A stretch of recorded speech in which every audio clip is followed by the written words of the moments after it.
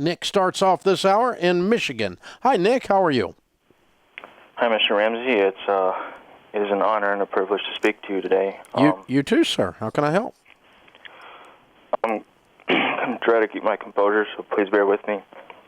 I've been legally blind for my whole life, and I came to the United States, and I had a surgery, and after that I could see pretty well.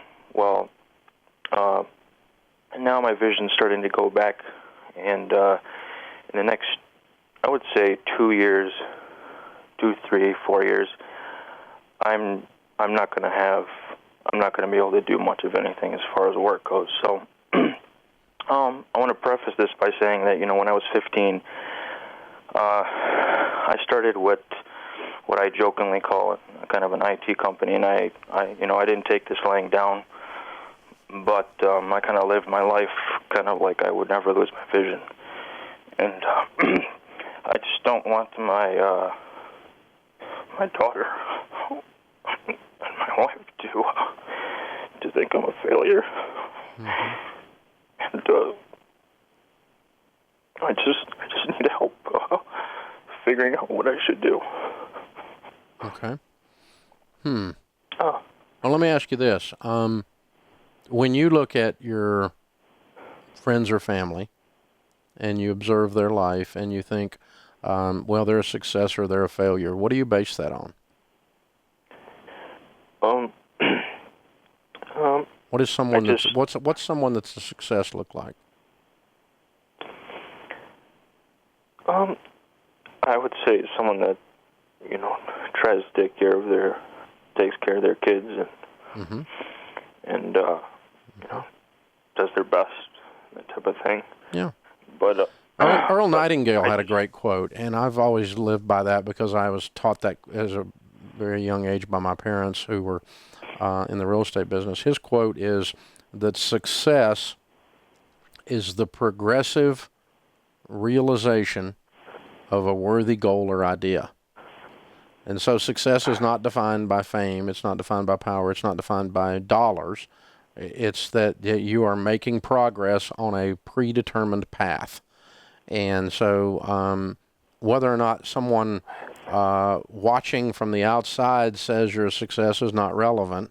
Now we've got, the world's definition of a success, but what you proposed to me was more important to me than the world's definition of success, and that was you didn't want your daughter or your wife to feel like you were a failure.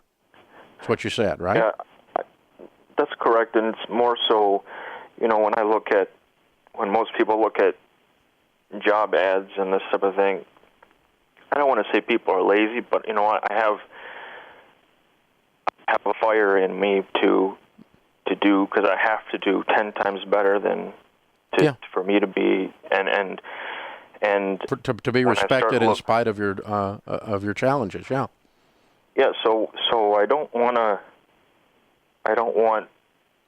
to leave my family with nothing. Mm-hmm. I understand that. So here's the point. Here's my point. Okay, let's pretend this happens, and let's pretend this is our worst case scenario. How old are you? I'm 30 years old. How old is your daughter? She's 1 year old. Okay, so let's pretend 18 years from today, you're 48, and she's standing on the stage getting her diploma from high school, mm-hmm. and someone asks her about her dad, and she smiles. And she says, he's the hardest working guy I've ever met. He's always got a fire in his belly. He's always out there making something happen. He's always put my mom and me first. He's had a lot of challenges, but he never quit. If she said that, I think she just said my dad's a success, don't you? Yeah. Now, none of that had nothing. You didn't hear a single number in there. She didn't say he's a millionaire, a multimillionaire. She didn't say he makes $500,000 a year. She didn't say he's a brain surgeon. She didn't say any of that. Uh-huh. She was observing your effort and your character and the quality of your process that you go at this, the attitude you had. That's what she's observing, and that's what will make her a great lady, by the way, is when she watches her dad do that.